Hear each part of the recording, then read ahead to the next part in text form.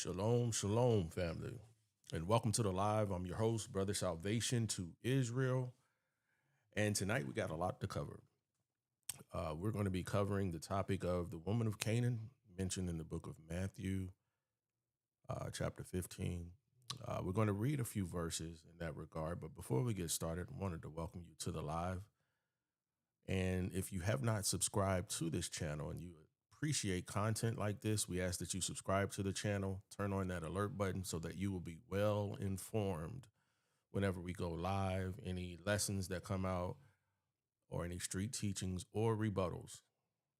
We have a lot to cover tonight, so I want to make sure I cover this in a timely manner. So without further ado, tonight we're going to be talking about the woman of Canaan, okay?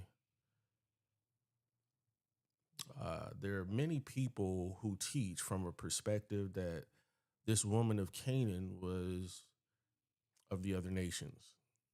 And when you apply the precepts to understand the background and how she encountered the Messiah, we'll begin to unravel who this woman really was.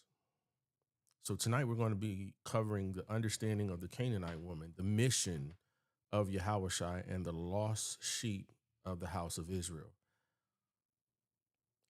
So many religious teachers point to the account of the Syrophoenician woman in the book of Matthew and is mentioned in Mark to support the claim that Yahushua's mission was universally directed to all nations equally.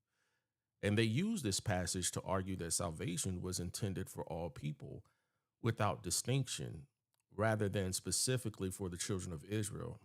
However, it is important that we carefully examine these scriptures because many false interpretations and doctrines have become common. Through the guidance of the Holy Ruach and the application of sound biblical principles, we must gain a deeper understanding of what the Hamashiach, Yahushua, was actually teaching. When we approach the scriptures with humility and allow the Holy Ruach to guide us, we are able to rightly divide the word of truth and avoid being misled by erroneous teachings that have gained traction in modern times. The first thing that we'll deal with is the account of the Canaanite woman mentioned in Matthew 15, and we'll start at verse 21.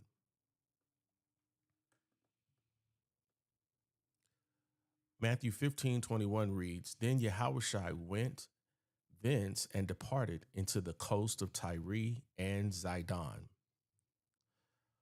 And behold, a woman of Canaan came out of the same coast and cried unto him, saying, Have mercy on me, O Lord, thou son of David. My daughter is grievously vexed with a devil. But he answered her not a word. And his disciples came and besought him, saying, Send her away, for she crieth after us. In this passage, Yahushua encounters a Canaanite woman crying out to him to have mercy on her and heal her daughter, who was possessed with the devil. At first, Yahushua doesn't answer her, and this causes the disciples to ask him to send her away because she cries after them.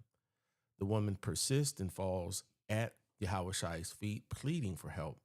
And many people interpret this exchange as proof that the Messiah's mission was directed toward all people and not only Israel. But when we examine the passage carefully, we must look at Yahushua's response and faith of the woman and the broader prophetic context. This allows us to gain a proper understanding of what is actually happening in this encounter and who this woman of Canaan really is. As you can see on the display, the first thing that we must take notice of is the location. It mentioned Tyre and Zidon, which is a land that is occupied by the tribe of Asher. Again, we see another image, and in this particular image, you see Asher, and then you see here Tyre and Sidon. This is very important because in Matthew 15:21, it gives us clear information that the woman that the Messiah went to see, the Messiah went to travel to the coast of Tyre and Zidon. That's very important. So the map clearly shows the locations of Tyre and Zidon, and according to the Bible, the tribe of Asher inhabited territory that included the area near Tyre. Asher's inheritance was located along the northern coastal region of Canaan, near the Phoenician city of Tyre, which is located in modern-day Lebanon. And this geographical detail is important because Yahweh Shai was traveling in a region connected to the northern tribes of Israel. So the prophecy of the root of Jesse is what we're going to discuss next. We're going to look at Isaiah chapter 11 and verse 10. And it reads, "And in that day there shall be a root of Jesse, which shall stand for an ensign of the people. To it shall the Gentiles seek, and his rest shall be glorious." In this passage, it refers to the Messiah who would come from the lineage of Jesse through King David. The title Root of Jesse is a prophetic description of the Messiah. The verse says that he would stand as an ensign for the people. The recovery of the scattered Israelites is what we're going to discuss next. And we read about that in the next two verses. It says, "And it shall come to pass in that day that the Lord shall set his hand again a second time to recover the remnant of his people, which shall be left from Assyria and from Egypt and from Pathros and from Cush and from Elam and from Shinar and from Hamath and from the islands of the sea. And he shall set up an ensign for all the nations and shall assemble the outcast of Israel and gather together the dispersed of Judah from the four corners of the earth. The envy also of Ephraim shall depart, and the adversaries of Judah shall be cut off. Ephraim shall not envy Judah, and Judah shall not vex Ephraim." So verse 11 explains that the Most High will set his hand again the second time to recover the remnant of his people, which shall remain from Assyria. Historically, we know that the northern kingdom of Israel went into Assyrian captivity, and this prophecy speaks about the recovery of that scattered remnant. And this prophecy begins to help us understand how Israelites still can be present in many surrounding regions during the time of Yahweh Shai. Next, we'll discuss the history of the northern kingdom. In the book of 2nd Ezra, chapter 13 and verse 40, it reads, "Those are the 10 tribes which were carried away prisoner out of their own land in the time of Hosea the king, whom Salmanasar, the king of Assyria, led away captive, and he carried them over the waters, and so came they into another land.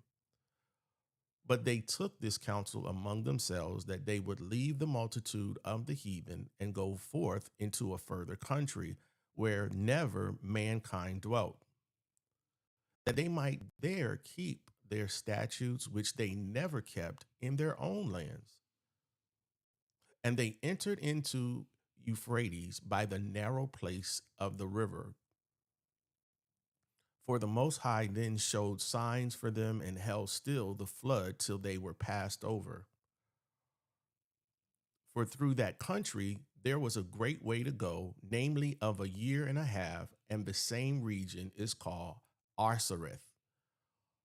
Then dwelt they there until the later time, and now when they shall begin to come, the highest shall stay the springs of the stream again, that they may go through. Therefore sawest thou the multitude with peace.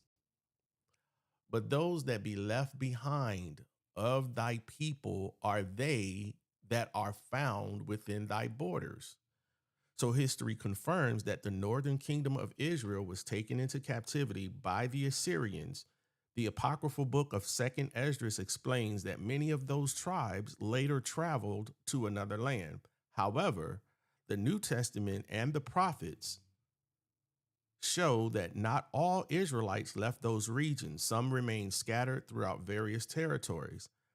Isaiah explains that a remnant of Israelites remained in places such as Assyria, Egypt, Pathros, Cush, and so on. The Most High had a plan to recover and restore these scattered Israelites. Next, we'll speak on the Messiah has an ensign to Israelites, Gentiles. He was an ensign to Israelite Gentiles. We'll read that again in Isaiah 11 and 10. It says, and in that day there shall be a root of Jesse, which shall stand for an ensign of the people. To it shall the Gentiles seek, and his rest shall be glorious. The root of Jesse would become an ensign for the people, including the Gentiles. In this lesson, the Gentiles being referred to are Israelites who had been scattered among the nation. Now, with this understanding, we will return to the gospel account. Question: why did Yahushua travel to Tyre and Zidon? Let's go back to Matthew 15 and 21. Then Yahushua went thence and departed into the coast of Tyre and Zidon. Yahushua traveled to Tyre and Zidon, which was near the land associated with the tribe of Asher. So it's giving us location. If his mission was only to Israel, why would he travel into this region? This question becomes important as we continue this lesson. Okay. Next, we'll discuss that the woman called him the son of David, which is a covenant language. And behold, a woman of Canaan came out of the same coast and cried unto him, saying, have mercy on me, O Lord, son, thou son of David. My daughter is grievously vexed with a devil. The woman refers to Yahushua as the son of David. This title is significant because it identifies the Messiah. The question becomes, how did this woman know to address him with this title? And she also asked him to have mercy.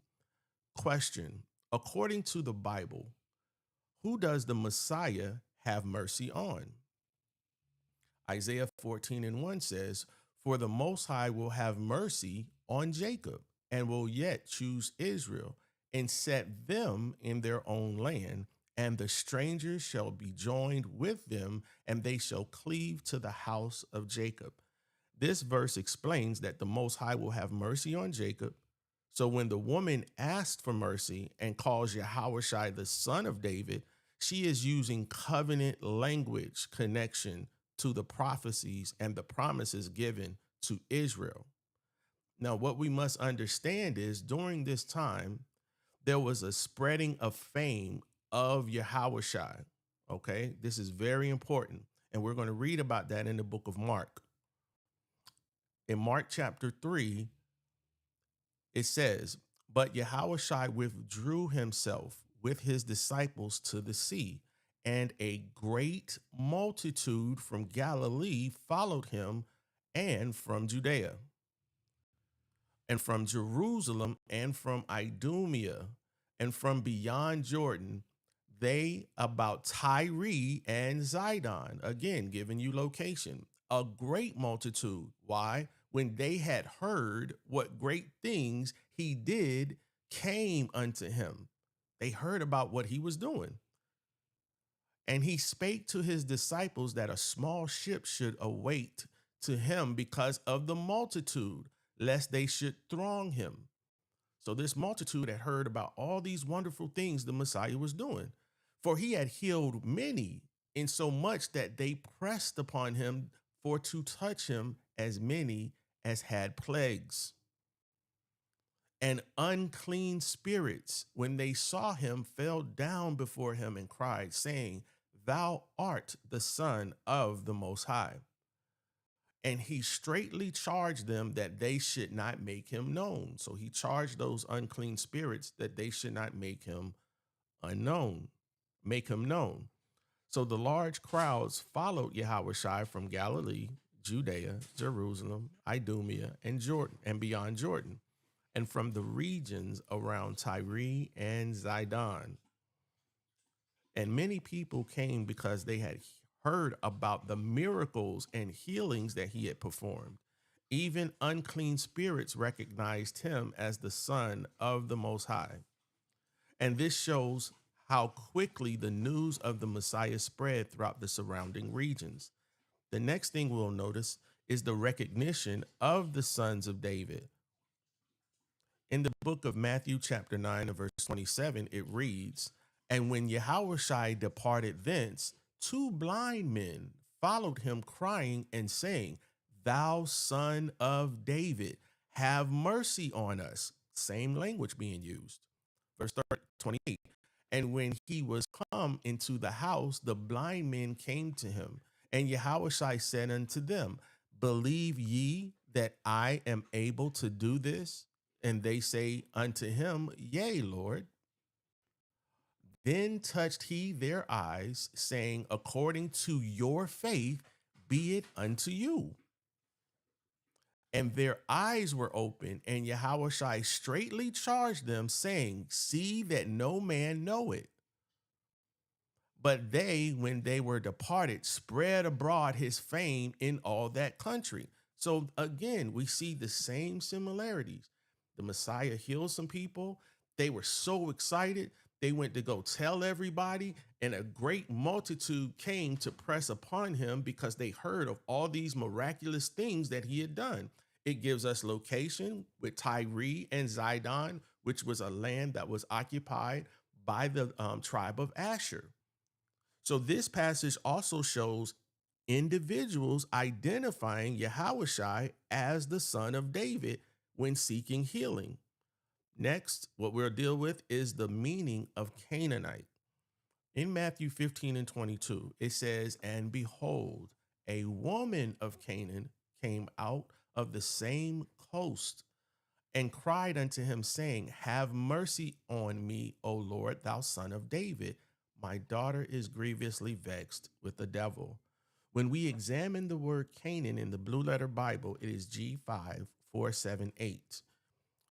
In this translation, you will see at the bottom under the Strong's G5478, it is referring to her as a Canaanitish. And the only verse, this only appears specifically in this verse regarding this woman.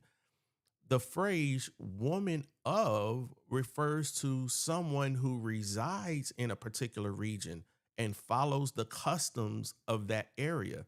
In contrast, phrases like daughters of frequently refers to blood descendants. And we'll look at some examples. But this scripture that we're reading about this woman of Canaan calls her a woman of, not a daughter of. Let's view some examples. Genesis chapter 28 and verse 1. And Isaac called Jacob and blessed him and charged him and said unto him, Thou shalt not take a wife of the daughters of Canaan. Verse 2. Arise, go to Pandanaram, to the house of Bethuel, thy mother's father, and take thee a wife from thence of the daughters of Laban, thy mother's brother. Verse 6. When Esau saw that Isaac had blessed Jacob and sent him away to Pandanaram to take him a wife from thence, and that he blessed him, he gave him a charge, saying, Thou shalt not take a wife of the daughters of Canaan. Verse 8. And Esau, seeing that the daughters of Canaan pleased not Isaac his father. So again, we see that the daughters of are actually blood descendants of. Genesis 36, verse 2.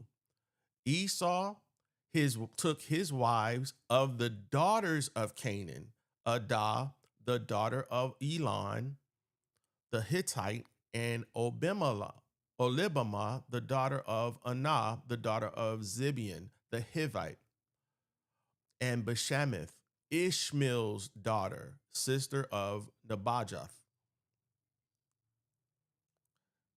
Numbers 25 and verse 1. And Israel abode in Shittim, and people began to commit whoredom with the daughters of Moab. Again, we're just showing you scriptural examples of the daughters of. And the children of Israel dwelt among the Canaanites and the Hittites and the Amorites and the Perizzites and the Hivites and Jebusites. And they took their daughters to be their wives and gave their daughters to be to their sons and served their gods. So Judges shows Israelites living among other nations and mingling with the daughters of those lands. Historically, the land that later became known as Israel was originally referred to as the land of Canaan. The region itself carried that name long before modern political changes. So again, the woman of Canaan was called. She was not called a daughter of. Why? The woman sought Yahushai, Matthew 15 and 22.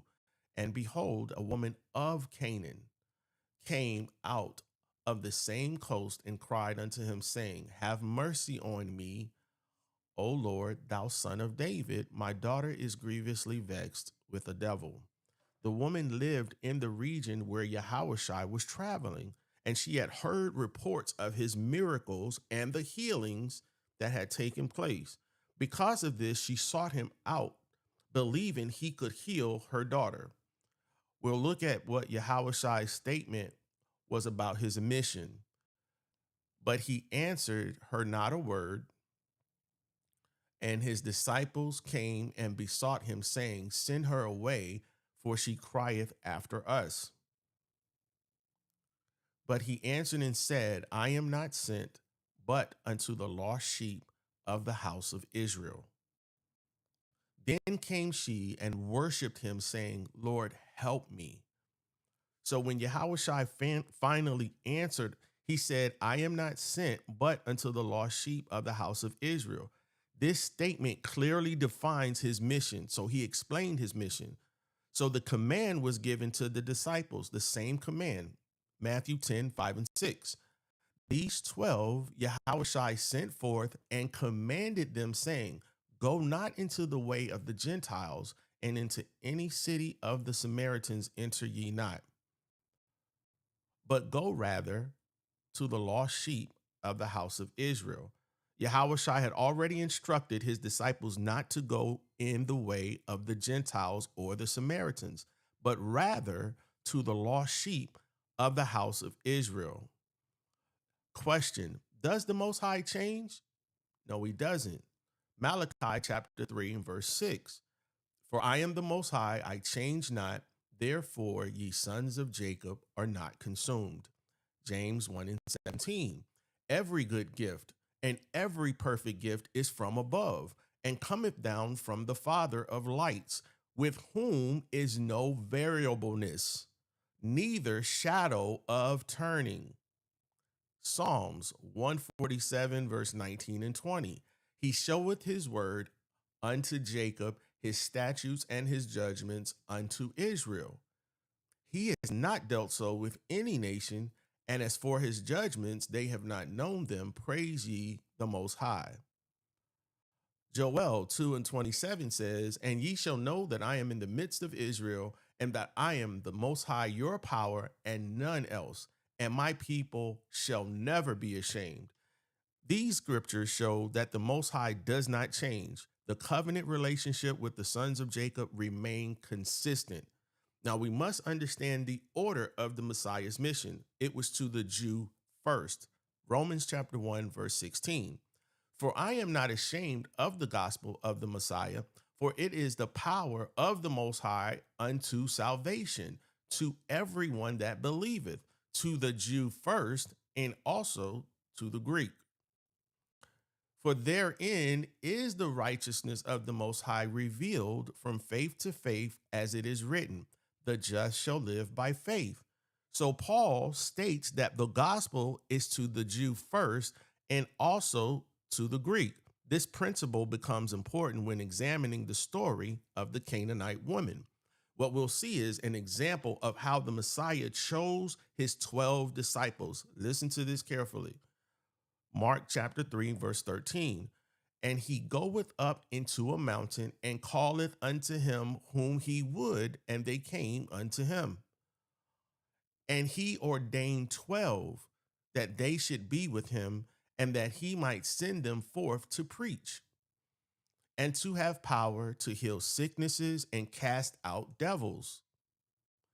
And Simon he surnamed Peter, and James the son of Zebedee, and John the brother of James, and he surnamed them Boanerges, which is the sons of thunder, and Andrew, and Philip, and Bartholomew, and Matthew, and Thomas, and James the son of Alphaeus, and Thaddeus, and Simon the Canaanite. Among the disciples, Simon is referred to as the Canaanite, showing that such labels can function as identifiers beyond strict ethnic assumptions. Just because he was called a Canaanite doesn't mean he was a blood descendant Canaanite. And we know that all 12 of the disciples were of Israel. So now what we'll do is we'll continue the account that was listed in the book of Mark, chapter 7, and we'll pick up in verse 24. And from thence he arose and went into the borders of Tyre and Zidon, giving us location, and entered into the house and would have no man know it, but he could not be hid. The Messiah had become too popular. For a certain woman whose young daughter had an unclean spirit heard of him and came and fell at his feet. The woman was a Greek, a Hellenist, a Syrophoenician by nation, and she besought him that he would cast forth the devil out of her daughter. But Yahushua said unto her, let the children first be filled, for it is not meet to take the children's bread and cast it unto the dogs. And she answered and said unto him, Yes, Lord, let yet the dogs under the table eat of the children's crumbs. And he said unto her, For this saying, go thy way, the devil is gone out of thy daughter. And when she was come to her house, she found the devil gone out and her daughter laid upon the bed. So many people use these verses to interpret like, see, even other nations can get the crumbs, but that's not what this is saying. When the Messiah spoke to her, he spoke to her in a parable. She understood the parable and her faith was being tested. Yahushua entered the borders of Tyre and Zidon. In verse 26, it describes the woman as a Greek. In Matthew, it was calling her a Canaanite or a Syrophoenician. And the word Greek is G1674, and you must examine that carefully in the context. Next, we'll go to the book of Psalms 106, and we'll read 36 and 37. And they served their idols, which were a snare unto them. Yea, they sacrificed their sons and their daughters unto devils. This woman had a Gentile mindset. She was of the northern kingdom. So when she operated under idolatry and under the customs of those lands, serving other gods, she opened herself and her daughter to these unclean spirits. So when she heard of the popularity of the Messiah, healing people from unclean spirits, opening the blind eye, she had to go get to him and fall at his feet to pray for her daughter. But an unclean spirit cannot come upon an individual without a cause, because she was off into idolatry, and the Most High had given the northern kingdom a bill of divorce. They were open up to all kinds of uncleanliness. So this woman was under a Gentile mindset, which opened her daughter up to unclean spirits.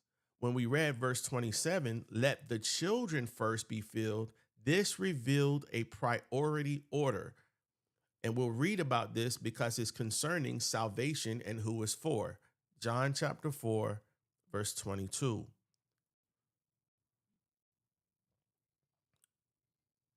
We covered Mark 7:27 already, but we'll read it just in case. But Yahushua said unto her, let the children first be filled, for it is not meet to take the children's bread and cast it to dogs. Now, John 4:22, Salaki said, ye worship ye know not what. We know what we worship, for salvation is of the Jews. But the hour cometh, and now is, when the true worshipers shall worship the Father in spirit and in truth, for the Father seeketh such to worship him. So Yahushua tells the Samaritan woman that salvation is of the Jews. He also explains that a time would come when worship would not be limited to a specific geographical location. After the destruction of Jerusalem and the dispersion, worship continues through spirit and truth, even while the people remain scattered. Now, what we'll deal with is the parable of the children's bread. Let's go back to the book of Matthew. We already covered John 4 and 24. Okay. Matthew 15 and 24 says, but he answered and said, I am not sent, but unto the lost sheep of the house of Israel. Verse 25, then came she and worshiped him, saying, Lord, help me.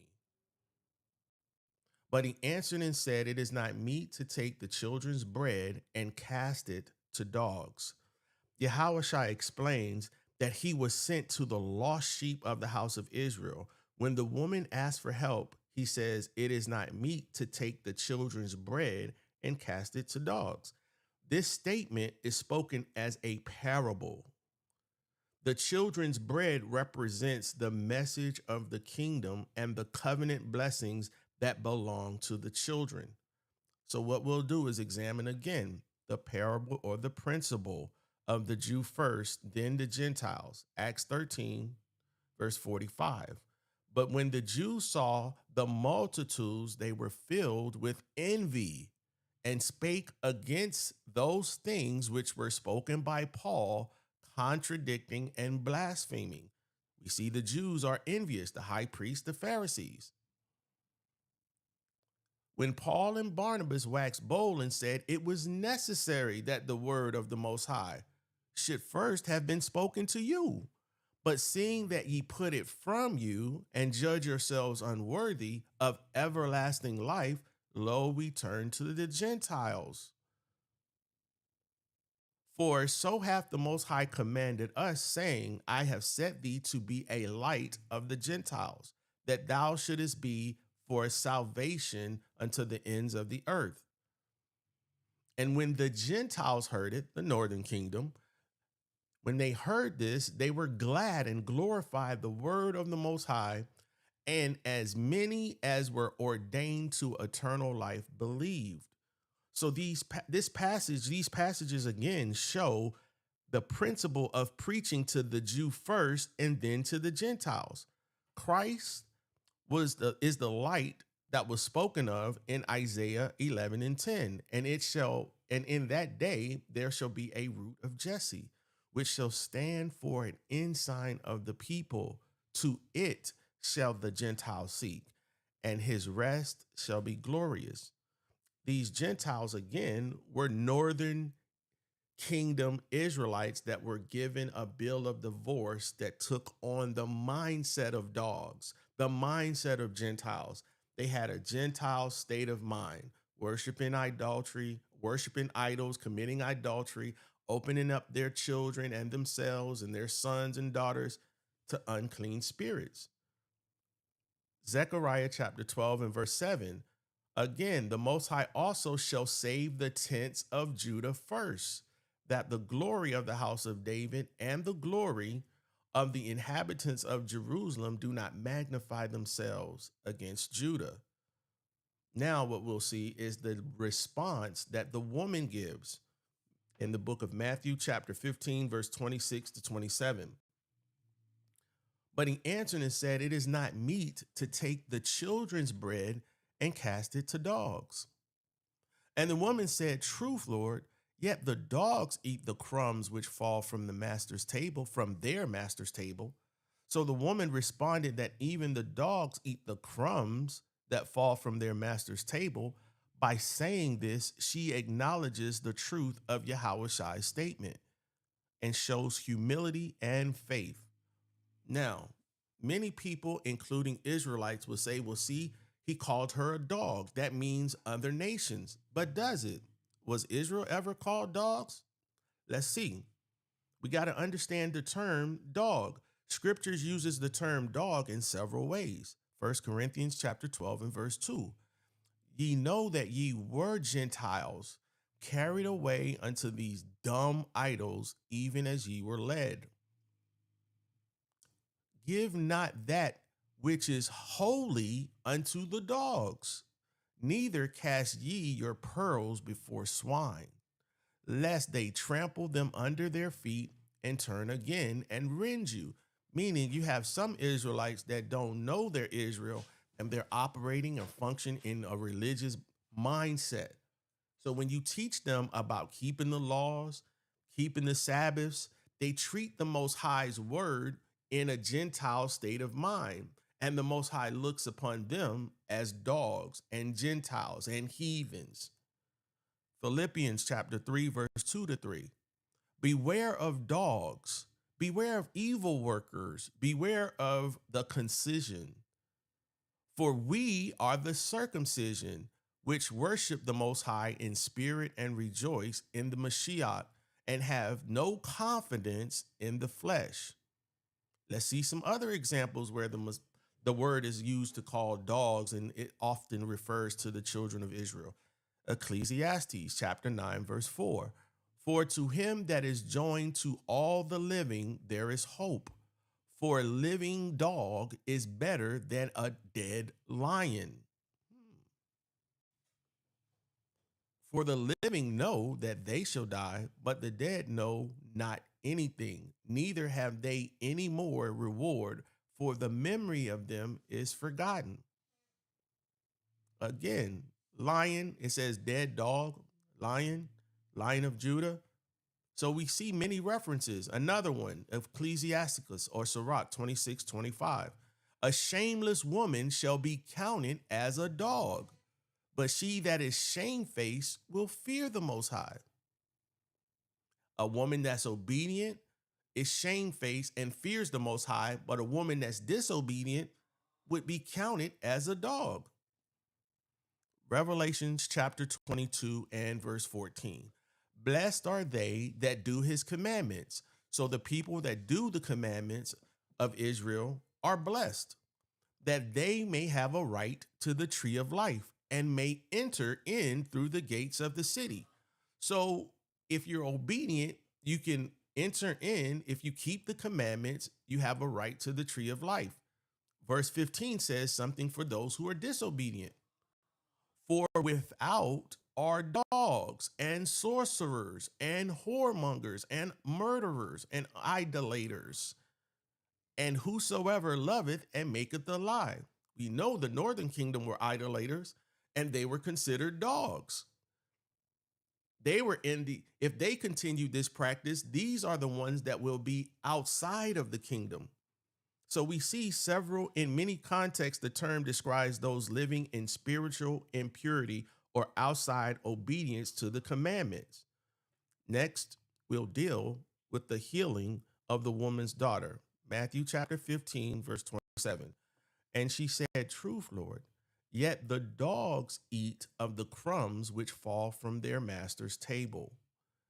Then Yahushua answered and said unto her, O woman, great is thy faith. Be it unto thee even as thou wilt. And her daughter was made whole from that very hour. Yahushua acknowledged her faith and heals her daughter. He says, O woman, great is thy faith. Be it unto thee even as thou wilt. Her daughter was healed from that very hour. Now, when we're dealing with the bread, what is that entailing? What does that mean? The bread and the crumbs from the table represents the life-giving word. John chapter 6 and verse 35. And Yahushua said unto them, I am the bread of life.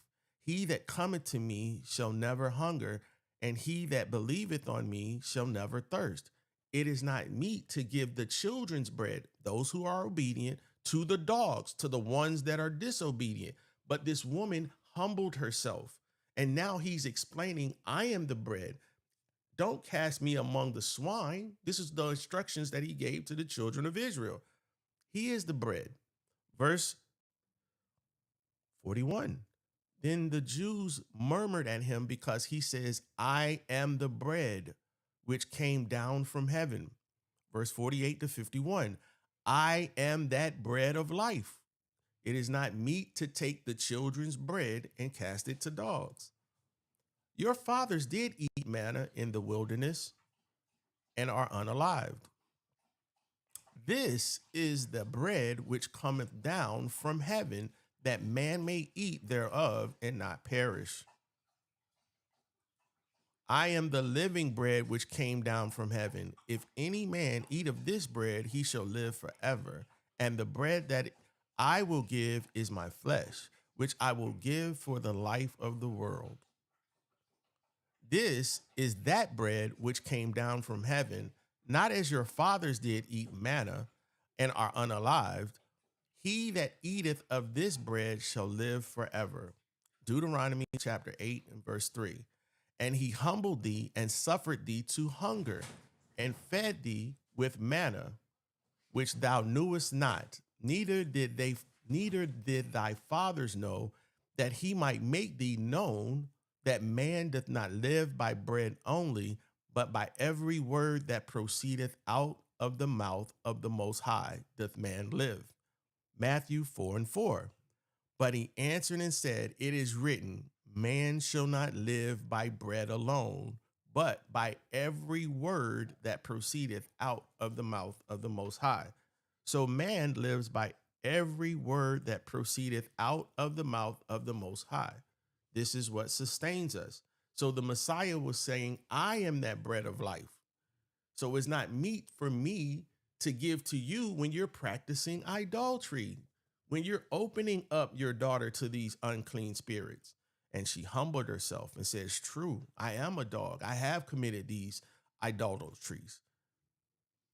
And when she humbled herself, the Most High tested her faith and she passed.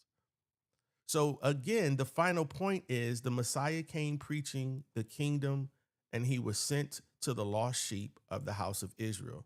And this is why he instructed the disciples in Matthew 10 not to go to the Gentiles, but to Israel first. And the encounter with the Canaanite woman must be understood within that framework.